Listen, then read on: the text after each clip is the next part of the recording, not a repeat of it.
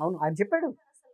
ఎందుకు చెప్పాడంటే ఆయనే సాక్ష్యాధారాల దగ్గరుండి చెరిపేయటానికి, తర్వాత ఈ కేసును పట్టించడానికి కీలకంగా వ్యవహరించాడు కాబట్టి, ఆయనకి అన్నీ తెలుసు. ఇందులో కీలక దారుల్లో ఆయన ఒకడని. కాబట్టి అంత క్లియర్‌గా ఆయన చెప్పగలిగాడు సిద్ధార్థ లూథ్రా గారు. ఇప్పుడు ఈ కేసులో చాలా కీలకమైన అంశాల్ని మౌనంగా పక్కకు తప్పిచ్చేశారు. ఇప్పుడు అవినాష్ రెడ్డి ఏదైతే ప్రయత్నించాడో, దర్యాప్తు సంస్థ కూడా అదే అంశాలను స్పృశించలేదు. ఆ అంశాలను స్పృశించకుండా మేము మమ అని పూర్తి చేయటం వేరు. ఇప్పుడు కొన్నిసార్లు పెళ్లి తంతును కూడా టైం లేకపోతే కొన్నిసార్లు కొంతమంది పురోహితులు తక్కువ షార్ట్ కట్‌లో చేసేసి మమ్మ అనిపించవయ్యా మాకు ఓపిక లేదు అని చెప్పి కొంతమంది చేస్తారు. కొంతమంది మాత్రం శాస్త్రోక్తంగా చేస్తారు.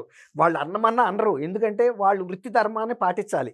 ఇక్కడ సీబీఐ కూడా వృత్తి ధర్మాన్ని, వాళ్ళ నైపుణ్యాన్ని ప్రదర్శించకుండా హాఫ్ వేలో అంటే సగంలో ముగిచేసి సర్వోన్నత న్యాయస్థానం ముందు పెట్టడం అంటే ఓ రకంగా న్యాయస్థానాన్ని కూడా తప్పుదోవ పట్టించే విధంగా ఉన్నదనేదే సిద్ధార్థ లూథ్రా అభిప్రాయం.